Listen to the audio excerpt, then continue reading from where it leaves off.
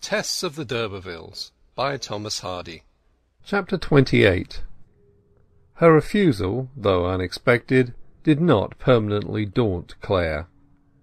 His experience of women was great enough for him to be aware that the negative often meant nothing more than the preface to the affirmative, and it was little enough for him not to know that in the manner of the present negative there lay a great exception to the dallyings of coyness. That she had already permitted him to make love to her he read as an additional assurance, not fully trowing that in the fields and pastures to sigh gratis is by no means deemed waste, love-making being here more often accepted inconsiderately and for its own sweet sake than in the carking, anxious homes of the ambitious, where a girl's craving for an establishment paralyses her healthy thought of a passion. "Tess, why did you say no in such a positive way?" he asked her in the course of a few days. She started. "Don't ask me. I told you why, partly. I'm not good enough, not worthy enough." "How? Not fine lady enough?" "Yes, something like that," murmured she. "Your friends would scorn me." "Indeed you mistake them, my father and mother. As for my brothers, I don't care." He clasped his fingers behind her back to keep her from slipping away. "Now, you did not mean it, sweet. I am sure you did not. You have made me so restless that I cannot read or play or do anything. I am in no hurry, Tess. But I want to know, to hear from your own warm lips, that you will some day be mine. Any time you may choose, but some day." She could only shake her head and look away from him. Clare regarded her attentively, conned the characters of her face as if they had been hieroglyphics. The denial seemed real. "Then I ought not to hold you in this way, ought I? I have no right to you, no right to seek out where you are or to walk with you. Honestly, Tess, do you love any other man?" "How can you ask?" she said with continued self-suppression. "I almost know that you do not, but then why do you repulse me?" "I don't repulse you. I like you to tell me you love me, and you may always tell me so as you go about with me, and never offend me." "But why will you not accept me as a husband?" "Ah, that's different. It is for your own good indeed, my dearest. Oh, believe me, it is only for your sake. I don't like to give myself the great happiness of promising to be yours in that way, because I'm sure I ought not to do it." "But you will make me happy." "Ah, you think so, but you don't know." In such times as this, apprehending the grounds of her refusal to be her modest sense of incompetence in matters social and polite, he would say that she was wonderfully well informed and versatile, which was certainly true, her natural quickness and her admiration for him having led her to pick up his vocabulary, his accent, and fragments of his knowledge to a surprising extent. After these contests and her victory she would go away by herself under the remotest cow if at milking time, or into the sedge, or into her room if at leisure interval, and mourn silently, not a minute after an apparently phlegmatic negative.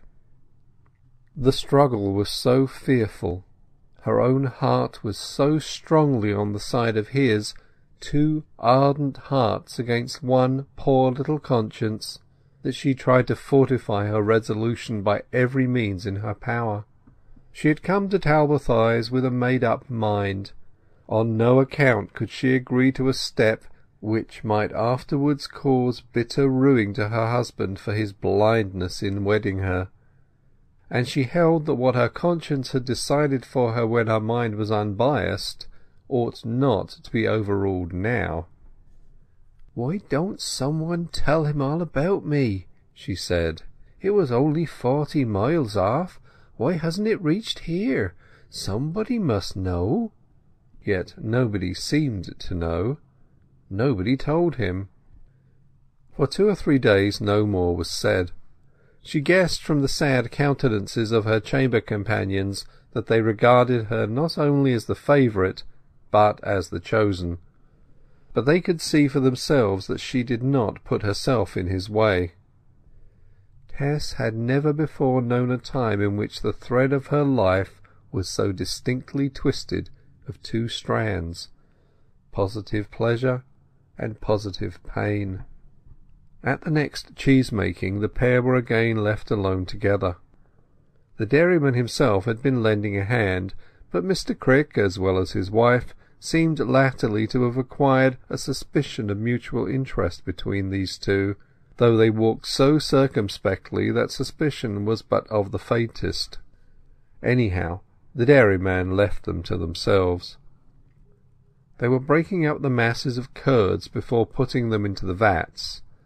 The operation resembled the act of crumbling bread on a large scale, and amid the immaculate whiteness of the curds, Tess Durbeyfield's hands showed themselves of the pinkness of the rose. Angel, who was filling the vats with his handfuls, suddenly ceased and laid his hands flat upon hers. Her sleeves were rolled far above the elbow, and bending lower, he kissed the inside vein of her soft arm. Although the early September weather was sultry, her arm, from her dabbling in the curds, was as cold and damp to his mouth as a new-gathered mushroom, and tasted of the whey. But she was such a sheaf of susceptibilities that her pulse was accelerated by the touch, her blood driven to her finger ends, and the cool arms flushed hot. Then, as though her heart had said, "Is coyness longer necessary? Truth is truth between man and woman, as between man and man," she lifted her eyes, and they beamed devotedly into his as her lip rose in a tender half-smile. "Do you know why I did that, Tess?" he said. "Because you love me very much." "Yes, and as a preliminary to a new entreaty." "Not again?" She looked a sudden fear that her resistance might break down under her own desire. "Oh, Tessie," he went on, "I cannot think why you are so tantalizing.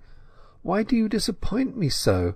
You seem almost like a coquette, upon my life you do, a coquette of the first urban water. They blow hot and blow cold, just as you do, and it is the very last sort of thing to expect to find in a retreat like Talbothays. And yet, dearest," he quickly added, observing how the remark had cut her, "I know you to be the most honest, spotless creature that ever lived, so how can I suppose you a flirt? Tess, why don't you like the idea of being my wife, if you love me as you seem to do?" "I have never said I don't like the idea, and I never could say it, because it isn't true." The stress now getting beyond endurance, her lip quivered, and she was obliged to go away. Clare was so pained and perplexed that he ran after and caught her in the passage. "Tell me, tell me," he said, passionately clasping her in forgetfulness of his curdy hands. "Do tell me that you won't belong to any one but me." I will tell you," she exclaimed. "And I will give you a complete answer, if you will let go now. I will tell you my experiences, all about myself, all." "Your experiences, dear, yes, certainly, any number." He expressed assent in loving satire, looking into her face. "My Tess has, no doubt, almost as many experiences as that wild convolvulus out there on the garden hedge that opened itself this morning for the first time. Tell me anything, but don't use that wretched expression any more about not being worthy of me." "I will try not, and I'll give you my reasons to-morrow, next week." "Say on Sunday?" "Yes, on Sunday." At last she got away, and did not stop in her retreat till she was in the thicket of pollard willows at the lower side of the barton, where she could be quite unseen. Here Tess flung herself down upon the rustling undergrowth of spear-grass as upon a bed, and remained crouching in palpitating misery, broken by momentary shoots of joy which her fears about the ending could not altogether suppress. In reality she was drifting into acquiescence. Every seesaw of her breath, every wave of her blood, every pulse singing in her ears, was a voice that joined with nature in revolt against her scrupulousness. Reckless, inconsiderate acceptance of him, to close with him at the altar, revealing nothing and chancing discovery, to snatch ripe pleasure before the iron teeth of pain could have time to shut upon her. That was what love counselled.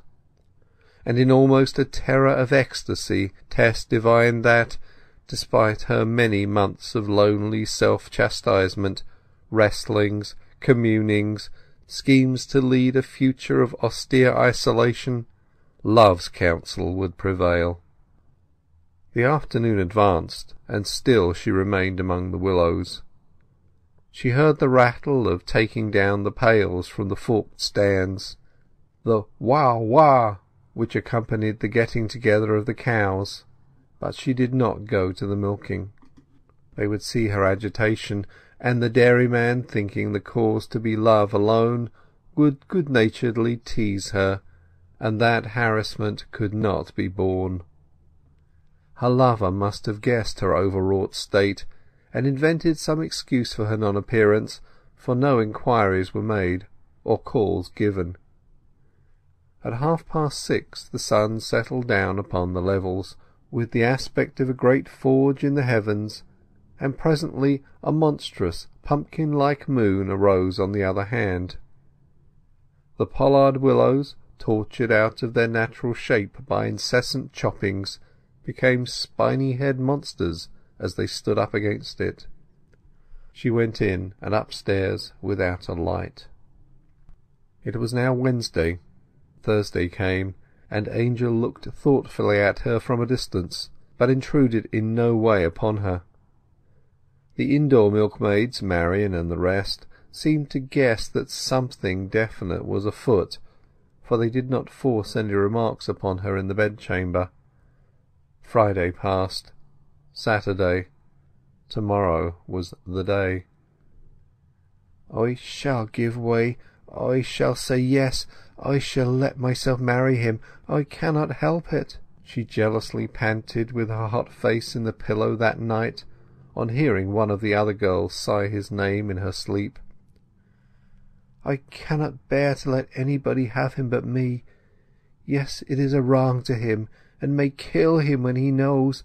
Oh, my heart! Oh, oh, oh!" Chapter 28